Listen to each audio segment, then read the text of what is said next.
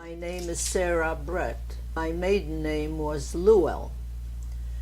I was born March 1st, 1924 in Pabianice, Poland.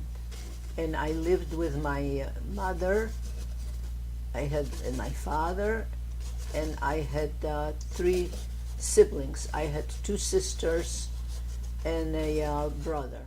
We were right next to a big city, and our town had gymnasium also, a Polish and a German one, but my family was very Orthodox, and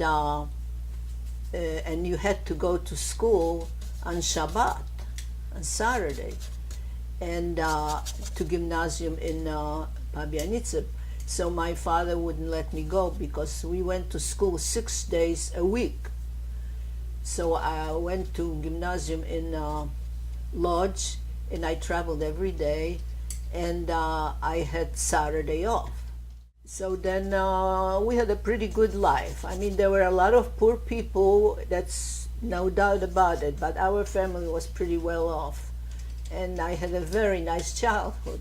During the summer, we used to go on vacation. We used to go on 3 months to the country. And my father would come for the weekend, which was wonderful. And my grandmother, she used to take vacations during the winter. She would go to a health spa or something like that. So that was very wonderful till the war started in 1939. And I remember before the war when we were kids in school and we were talking about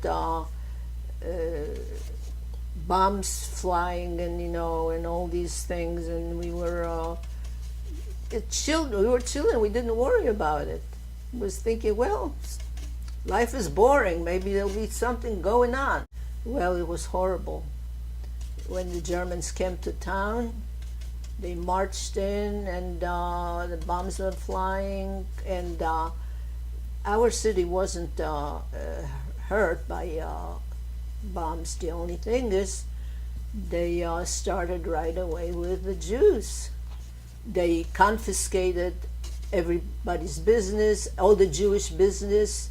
They took over all the factories and all the stores, and they start harassing everybody, grabbing them for hard work.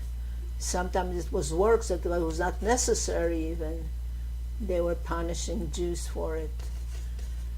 It was a pretty sad thing, but for some reason, when you are still with your whole family, it helps somehow. So they took the worst part of the city. Each family was allowed to have only one room. So if an apartment had, let's say, 3 rooms or 4, whatever, so there were 4 families that were in it. But again, the same thing. And we got rations, and then I was able to work in the ghetto as a seamstress. Somehow, I don't know how we were able to get through, but with the rations and so on, the Germans used to give rations and food rations. And somehow life went on, but again, the same thing. We always kept on saying, if the family is together, somehow we'll survive. And at one point, they closed up the ghetto. They asked people to assemble in front of our homes, and then they decided to go to a sports arena. They took us to a sports arena. The whole population of the ghetto, and supposedly to do a just counting us, but when we got there, they divided this whole crowd.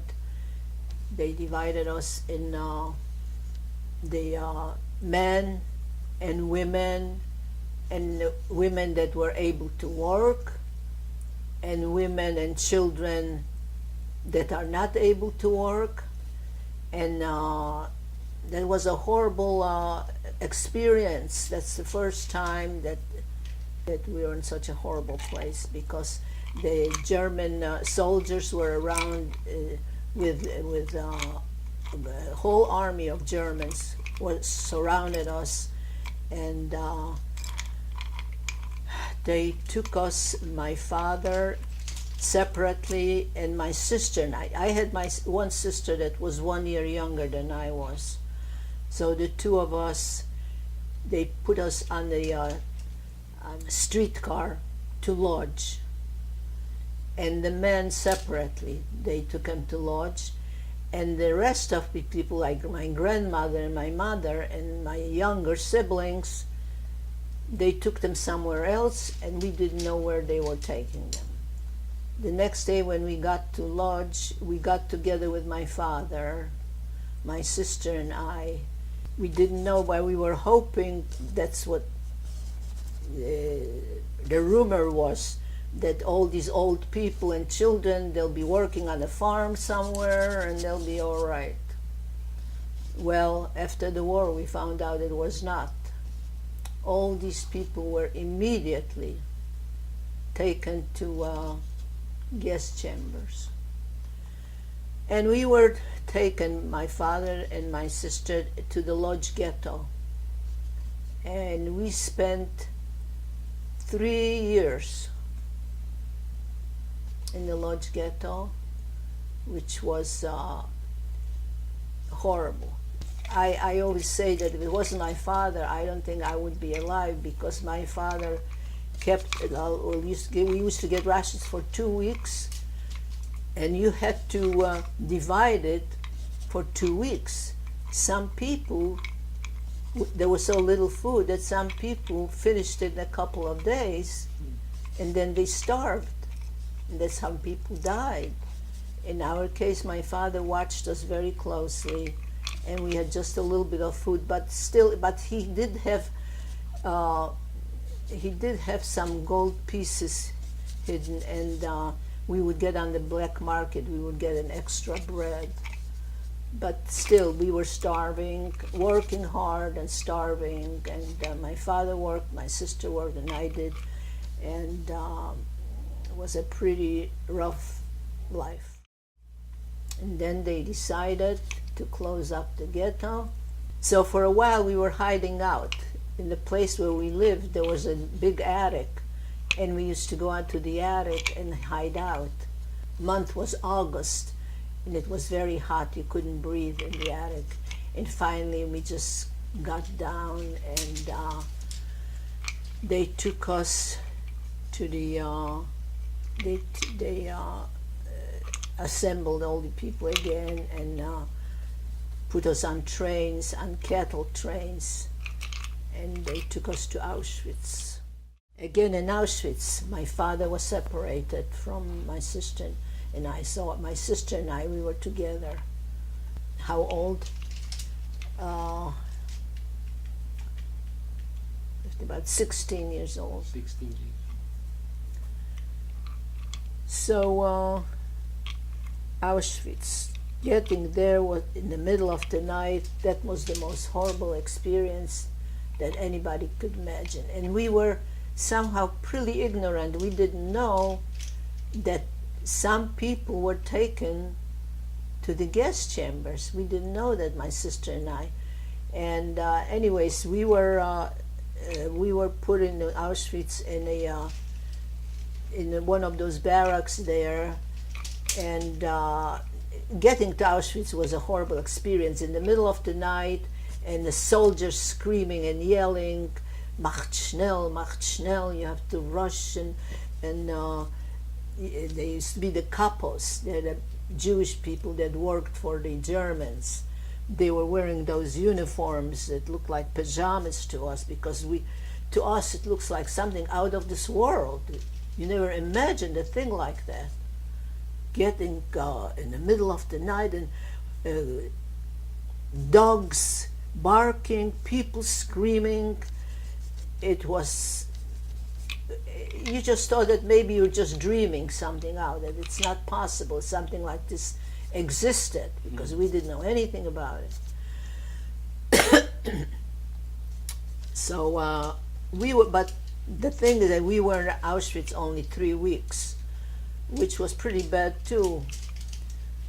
You know, they used to make those, counted us constantly. You had to go stand in the sun. It was September. During the day it was very hot, and in the evening was very cold, and you had to stand there, and we had very little clothes, because when you got to Auschwitz, I forgot, they shaved all our hair all over our body.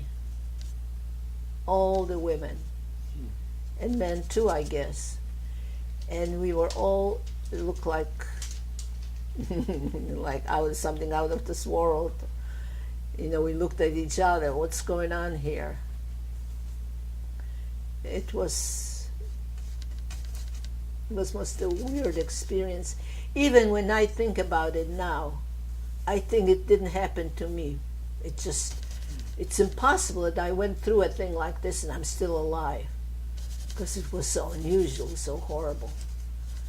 It's all shaved, and then they give you all. Yeah, that's right. You had to take all your clothes off, and then they didn't give you your clothes. They just threw a dress at you. If it didn't fit or it fit, it didn't matter. Well, people used to trade, you know, women used to trade and see which one fitted you better. Eventually, we wound up with only one dress, no underwear or anything, and a pair of shoes.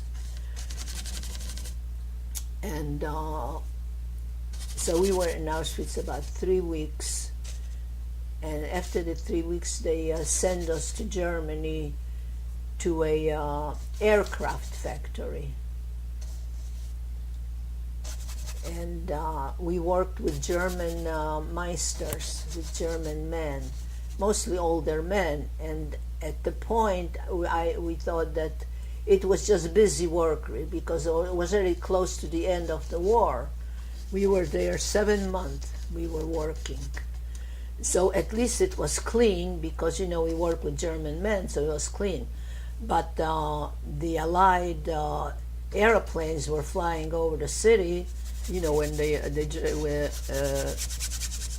the Americans were flying over the city. The Germans used to hide in the bunkers. They used to go down. Mm-hmm. But the workers, the Jewish workers in the factory, just stayed there. And actually we didn't care anymore, because life was so sad that we didn't care whether we would live or die anymore. Well, the factory wasn't bombed, so it was okay. But that happened pretty often. But that was almost to the end of the war already. So they didn't leave us already there, and it was already 1945. So they took the whole group of women, they took them to Mauthausen in Austria. So here I was with my sister and all these women, you know, we worked together, so we became friendly. And the work really wasn't hard work or anything. We used to drill the airplanes and something like that, but it was all busy work, because I never saw a finished aircraft there or anything like that. So we got to Mauthausen, and this was the most horrible. That was another concentration camp in Austria, and that was already the last weeks of the war. And that camp was such a horrible, dirty, and awful place. And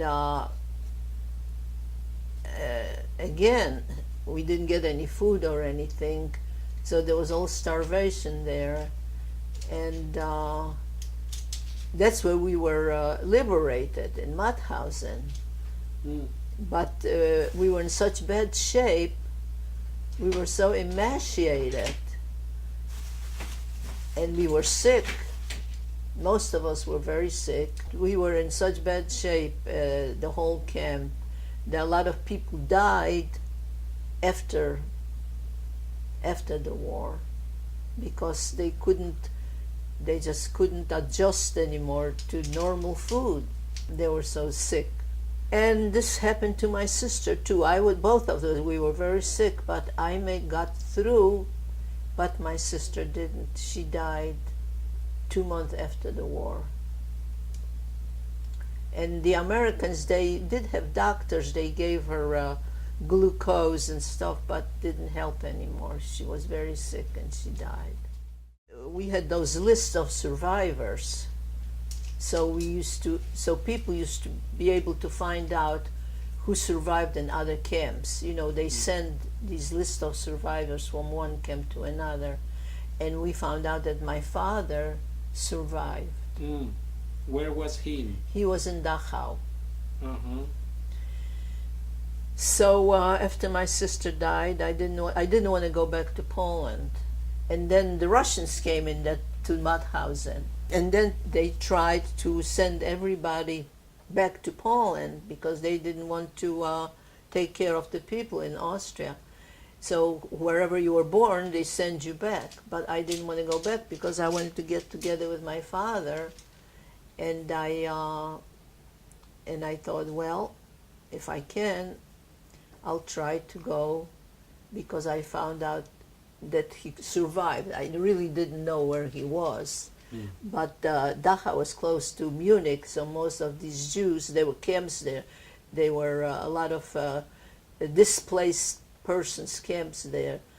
So I wanted to go there, and again, that was a difficult thing too, because you had to go through so many different zones. First of all, when you're young, you don't think about it. It never occurred to me, what if my father came to look for me and my sister, because he thought that we both survived. Mm-hmm. But I just didn't think. I said, I'm just going to go. And you had to go from the Russian zone to the American zone, and from Austria to Germany. And that trip was another big thing in my life till I got to Munich, to a displaced person camp, to find out where my father is. And I found out that my father was in Feldafing. That was a displaced person camp. It was a camp very close to Munich. There was a big camp from displaced people, that survived the war. That's where I found out in Munich. They had camps all over. And this is how you survive too on trips like that, because there were so many camps. They give you food, and that was, after the war. So the Americans and the English, I guess, they supply all that. Well, when I got together with my father, that was a very, very, very sad reunion, because my father thought that my sister survived too, because on those lists, I was on it and my sister was on it. And we both cried, because then we found out what happened to the rest of the family. Mm-hmm. When we were sent out from Pabianice, we found out that they killed immediately my mother and my little sister, my little brother, and my grandmother. It was very, very sad. A very sad reunion.